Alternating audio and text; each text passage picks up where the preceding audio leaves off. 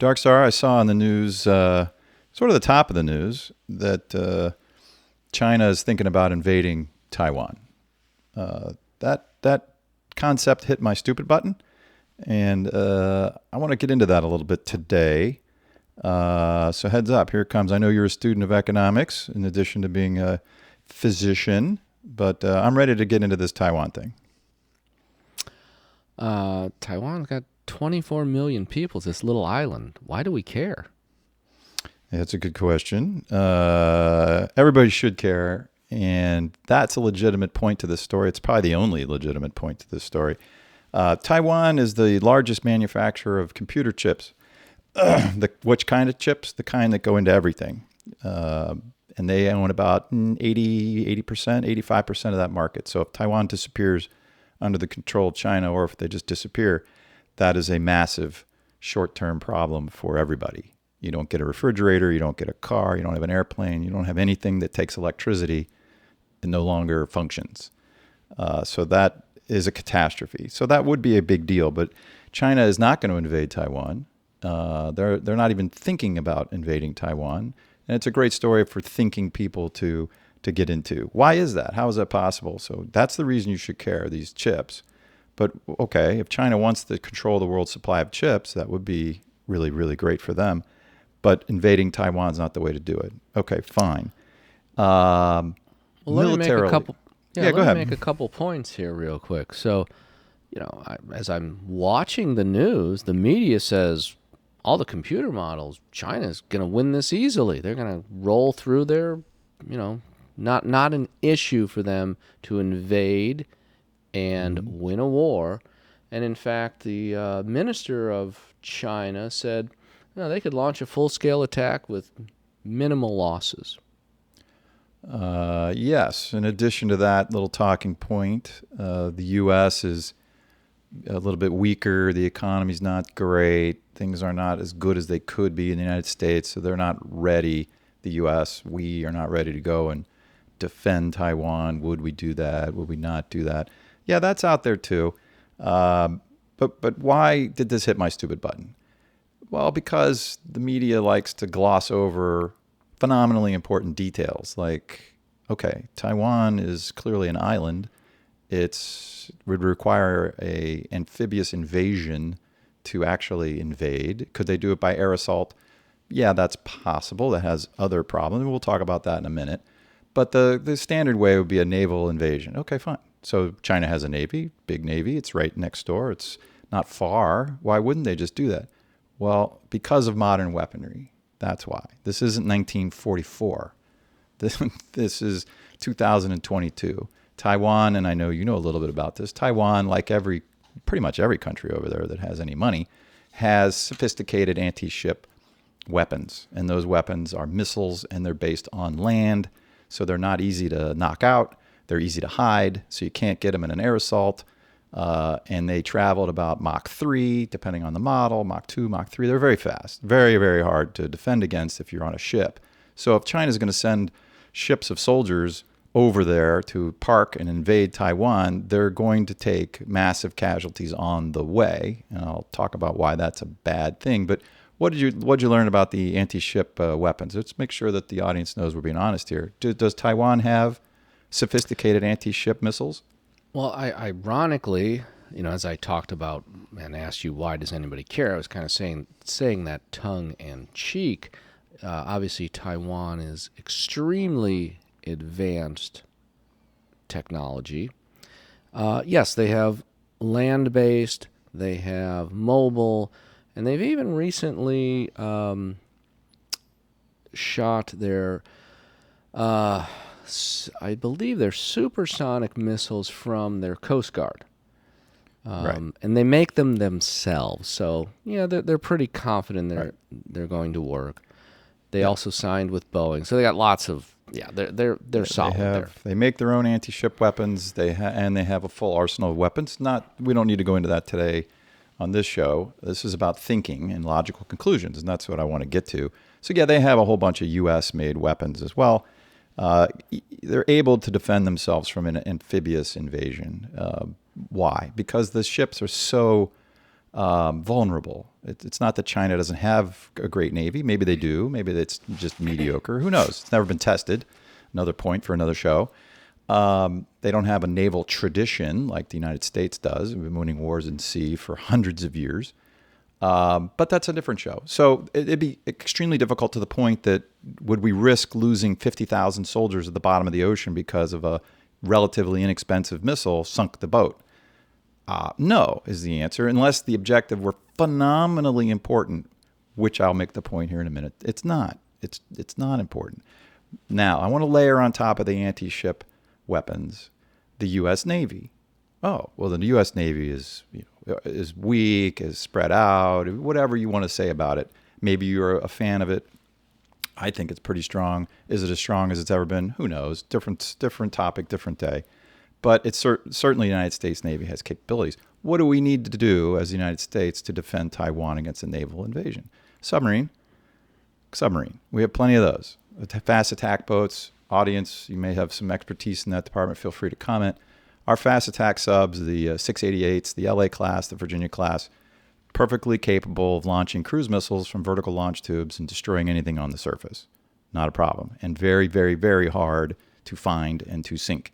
Not that China would even want to do that, but if they wanted to try, they would probably fail. And these cruise missiles are standoff weapons. So the submarine is far away, underwater, launching cruise missiles at surface targets that are easy to hit. So another reason why you would really never, as a military planner, try to invade Taiwan if people didn't want you to and were willing to stop you. So that's the military angle. We won't get into the air assault angle. Yeah, we could walk through that, but it's got its own problems. So they're not going to do that either. All right, so a military invasion of Taiwan, not going to happen. All right. Now, why would they even want to do it? Why bother? And why are they talking tough like they are now? Because Speaker Pelosi went there and they made a big hoo-ha about it. All right, let's talk about the why we talk about it so aggressively, and then the bigger issue, which is why do it at all or why not. We'll finish with that part of it. So when you are a dictator or a communist party dictatorship, job number one is to be strong. You must appear strong to not so much the people. The people are used to being led there. That's been that way in China for forever. It's really the underlings. It's the rest of your government. There's only a few hundred, maybe 1,000 people that really have power. And the other 10,000, 20, 50,000 people, the other people in the party, you need them to understand that the leadership is powerful and in control. Well, talking tough and looking tough is a great way to do that. It's an easy way to do that.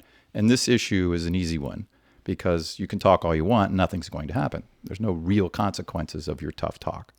You could say whatever you want, and the rest of the world will just go about its business unless you actually do something, which they haven't. Yes, they had war games. Yes, they launched missiles. Yes, they did things that looked very provocative. None of those things really did anything. They just didn't. There were no real consequences. So that was all a show. Okay, it was a good show. It was a good political show. We'll leave it at that. It was a political show for political reasons internally. Internally. That's the point I want to emphasize. It was not for the rest of the world. It was for their own people, their own apparatus, their own government workers, let's call it that. That's why they did it. And they'll do it again, probably, because it's an easy one. Okay, why would they even want Taiwan? And I'd love your thoughts on this as well, Dark Star. So why should China invade or not invade Taiwan? Because of these chips, right? So Taiwan leads the world in chips. The machine that are necessary to do that's from a company called ASML, which is a Dutch company. They're the only ones that make these advanced lithographic machines that can etch the chips to make the chips work in a sophisticated way that we all need today in these modern chips. Fine. That's the reason.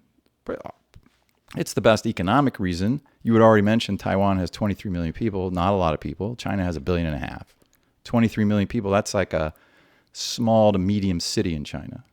The whole country of Taiwan's not even as big as a medium-sized Chinese city. Okay, that's not a good reason to invade. The chips, but here's the kicker. Okay, you ready? Taiwan has an interesting characteristic about it that sets it apart from all the rest of the countries in the whole world. It has the lowest birth rate in the world. And that, to me, is mind-boggling. Their birth rate is 1.0. So they are losing population so fast you can't believe it. So China knows this. Everybody knows this if they're looking. The Taiwanese are drifting away. They're fading away. Maybe that's the right way to put it. They're fading away based on their population. They'd have to do something dramatic to be growing. So they're shrinking. So 50, 100, do the math.